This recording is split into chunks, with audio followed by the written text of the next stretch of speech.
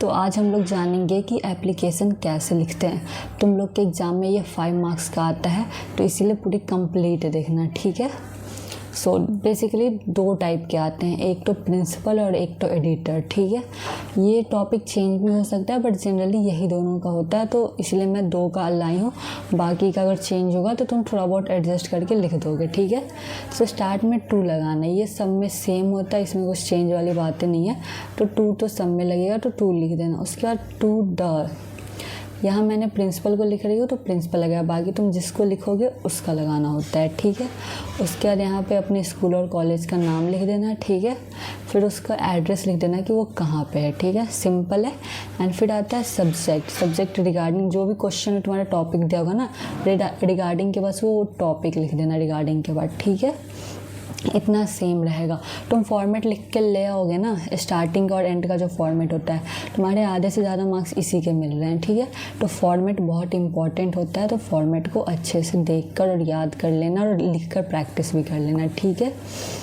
ये स्टार्टिंग का ये रहेगा। उसके बाद स्टार्ट करेंगे रिस्पेक्टेड सर और मैम, फॉर्मल लेटर है तो हमेशा रिस्पेक्टेड लगाना ही पड़ेगा, ठीक है। उसके बाद I would like to respectfully inform you that I am suffering from fever. मैं ये फ़ीवर के बारे में मैंने ये लिख के लाया है टेम्पलेट कि अगर तुम्हें फ़ीवर और तुम्हें छुट्टी मांगनी हो अपने स्कूल और कॉलेज से तो कैसे करोगे, ठीक है। तो ये फ़ीवर पे है, तो जनरली यही सब पे आता है। वो टॉपिक चेंज करते तो ऊपर और नीचे का सेम लिखते ना, बीच का तुम खुद से थोड़ा बना लोगे ना तो हो जाएगा, ठीक है। थोड़ा ही बनाने को कह रही हूँ, बाकी कंटेंट पूरा सेम रहेगा, ठीक है। तो मैं बता रही हूँ, जैसे रिस्पेक्टेड सर मैम तक तो पूरा सेम रहेगा। I would like to respectfully inform you that, ठीक है, ये भी सेम रहेगा। बस उसके बाद जैसे मैंने आई एम सफरिंग फ्रॉम फीवर लिखा है ना, अगर तुम्हारे एप्लीकेशन में उन्होंने कुछ और टॉपिक दे दिया तो बस ये आई एम सफरिंग फ्रॉम फीवर के बाद का चेंज करना है, ठीक है। अभी तो ये फीवर के लिए कि बुखार से सफ़र कर रहा हूँ। And doctor has advise me to take proper rest, doctor ने मुझे एडवाइस किया है प्रॉपर रेस्ट लेने के लिए। Due to this I am not in condition to come in school, ठीक है, अटेंड स्कूल। तो यहाँ पे ना ये भी सेम ही रहेगा, क्योंकि अगर जनरली तुम्हें छुट्टी के लिए कह रहे हैं तो सेम ही होगा कि due to this I am not in a condition to attend the school. अगर तुम्हें छुट्टी का कहा है तो ये लाइन सेम करना। बाकी इन्फॉर्म यू डैट से पहले तक सेम रहेगा, मैं बार बार बता रही हूँ। आई एम सफरिंग फ्रॉम यहाँ से तुम्हें अपने टॉपिक के अकॉर्डिंग चेंज करना है। अगर सेम फीवर में छुट्टी मांगने को कहा है तो यही होगा, ठीक है। उसके बाद आते हैं कि ये फिर इसका जो नेक्स्ट वन है देयर फोर, ठीक है। ये एक पैराग्राफ दूसरा वाला है, वो एक कंप्लीट इन्फॉर्मेशन हो गई। तुम 2 टाइप में लिखते, एक में जो तुम अपनी प्रॉब्लम बताते हो जो मैंने पहले बताया, और एक होता है कि जिसमें तुम अब अपना रिक्वेस्ट कर रहे हो कि तुम चाह क्या रहे हो, ठीक है। तो therefore I kindly request, ये सब में ऐसे ही लिखना है, ठीक है। रिस्पेक्टफुल वे में लिखना होता है, तो इसलिए therefore I kindly request you to grant me leave. अब इसमें वो ग्रांट में लीव कह रहे हैं, क्योंकि ऑब्वियसली मैं पहले बता रही हूँ कि मैंने छुट्टी के लिए लिखा है। टॉपिक चेंज कर दे तो ध्यान देना उस चीज़ को, ठीक है। छुट्टी कर रहा है तो यही वाला लिखना, ग्रांट में leave for number of days का मैंने जगह छोड़ दिया, जितने भी दिन का हो क्वेश्चन के अकॉर्डिंग देख लेना, उतने दिन का लगा देना। अगर नहीं हो तो रैंडम कुछ भी दिन का दे देना। फ्रॉम है, फिर डेट है, कब से कब तक तुम्हें चाहिए, तो ये कर देना, ठीक है। उसके बाद रहता है ये मैंने बस ऐसे एक्स्ट्रा में कर दिया कि I assure that I will complete all the pending work after returning to school. ये सब लिख दोगे तो थोड़ा अच्छा इंप्रेशन पड़ता है एग्जामिनर पे। इसका मतलब ये होता है ना कि मैं छुट्टी से आने के बाद अपने सारे पेंडिंग वर्क कर दूँगी स्कूल का, ठीक है। तो ये काफ़ी अच्छा इंप्रेशन डालता है। अगर इस टॉपिक पर आएगा ना, तुम ये सब लाइन लिख दोगे ना, तुम्हारे पूरे मार्क्स मिलेंगे, ठीक है। तो इसीलिए कह रही हूँ कि कुछ वर्ड्स होते हैं ना जो एग्जामिनर को इम्प्रेस करने के लिए होते हैं, तो यही लाइन होते हैं ये सब, ठीक है। उसके बाद होता है I shall be very grateful to you for your kind consideration. ये लाइन के बाद है ना, ये जो इतना तक है, इसके बाद का तुम पूरा ये सेम लिखो, ठीक है। कोई भी एप्लीकेशन हो, ये नीचे वाला पूरा सेम होगा, ठीक है। इतना लाइन सेम लिख दो, तुम्हारे पूरे मार्क्स अच्छे से मिलेंगे, ठीक है। तो ये कर लेना।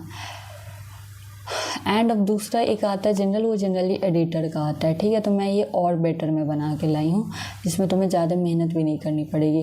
तो टू द एडिटर जो लिखोगे, सेम न्यूज़पेपर का नाम जो भी, हिंदुस्तान, टाइम्स ऑफ इंडिया, जो भी क्वेश्चन में दिया होगा उसके अकॉर्डिंग लिख देना। न्यूज़पेपर का एड्रेस डाल देना जो भी रहता है, ठीक है। क्वेश्चन पेपर में देता है, अगर नहीं दे रहा है तो अपने हिसाब से लिख देना कुछ रिगार्डिंग वही टॉपिक जो क्वेश्चन में दिया होगा, वो टॉपिक यहाँ पे लिख देना रिगार्डिंग लगाने के बाद। रिस्पेक्टेड सर मैम, ठीक है। उसके बाद विथ ड्यू रिस्पेक्ट ये लिखना है, ठीक है, इंपॉर्टेंट है। सारे फॉर्मल लेटर में अगर तुम रिस्पेक्ट वाले वर्ड लगाते हो ना तो इससे सेंस एग्जामिनर को या इन एग्जामिनर को चेक करने वाले को वो पता रहता है कि अच्छा तुमने सही से लिखा है और ये अच्छा इंप्रेशन डालता है, मार्क्स भी मिलेंगे। मैंने पहले भी कहा कि इनफॉर्मल में लेटर उतना, इनफॉर्मल में वर्ड्स इतने मैटर नहीं करते हैं। इनफॉर्मल की वीडियो मैंने कल बना दी है तो तुम उससे भी जाकर देखो। तुम लोग को एग्जाम में 2 ऑप्शन आता है, या तो फॉर्मल या फिर इनफॉर्मल। तो इनफॉर्मल में अपने फैमिली और फ्रेंड्स को भेजते हैं, जिसकी वीडियो मैंने कल ऑलरेडी अपलोड कर चुकी हूँ। और ये फॉर्मल होता है जो ऑफिशियल वर्क होता है, जैसे प्रिंसिपल, एडिटर या कोई भी तुम्हारे ऑफिशियल स्टाफ हो गए, ये सब में भी ना यूज होता है। तो ये इसमें हमें वर्ड्स का ध्यान देना होता है, ठीक है, और थोड़ा रिस्पेक्टफुल वे में बात करना होता है।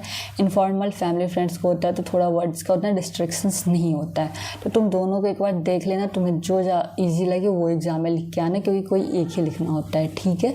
सो स्टार्ट करते with due respect I am. यहाँ पे अपना नाम लिख देना, जो मैंने गैप छोड़ा है ना, आई एम के बाद जो गैप छोड़ा है यहाँ पे अपना नाम लिख देना, ठीक है, ये कर लेना। उसके बाद होगा सिटीजन ऑफ, अपना एड्रेस डाल देना। ये सिटीजन ऑफ के बाद जो जगह छोड़ा है ना, यहाँ पे तुम अपना एड्रेस लिख देना, ठीक है।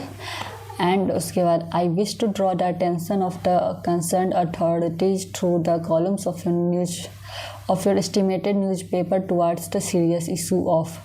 ये लाइन पूरी सेम जाएगी, बस तुम्हें यहाँ पे अपना टॉपिक लिखना है कि कौन सा इशू है। ये तुम्हारे क्वेश्चन पेपर में दिया होगा कि इशू क्या है, तो तुम वो इशू लिख देना, ठीक है। That is affecting the daily life of the common people. This problem has been ignored for a long time and now requires immediate action. ये सब कुछ सेम होगा। जनरली वो एडिटर को देते ही हैं कि कोई प्रॉब्लम तुम बताओ अपनी लोकेलिटी का, जो न्यूज़पेपर में पब्लिश करवाना है। तो अगर ऐसे तुम्हारे में कुछ प्रॉब्लम हो तो सेम टू सेम लिख दो, ठीक है। अब नाम एड्रेस तो तुम्हें अपना ही लिखना पड़ेगा ना, तो वो तो तुम चेंज कर दोगे। और यहाँ जो इशू, जो टॉपिक में इशू बताया रहेगा, वो मतलब जो कौन सी प्रॉब्लम के बारे में तुम्हें लिखना है, बस तुम वो लिख दो। बाकी लाइन सब सेम होगा, ठीक है। और मैं आगे भी बता रही हूँ, ये सारा लाइन सेम होगा, ठीक है। ये जितना भी है ना पूरा का पूरा सेम लिख दो, ये सब में काम कर जाएगा। ये ऐसे लाइन से ना जो किसी भी टॉपिक पे काम कर जाएंगे, ठीक है। फिर भी मैं तुम्हें बता देती हूँ कि इसमें क्या लिखा है, ठीक है। Due to this issue the public is facing many difficulties. इस कारण से लोग काफ़ी परेशानियों का सामना करना पड़ रहा है लोगों को, ठीक है। People are suffering both physically and mentally. People मानसिक एंड शारीरिक दोनों तरह से सफ़र कर रहे हैं, ठीक है। And the situation is becoming worse day by day.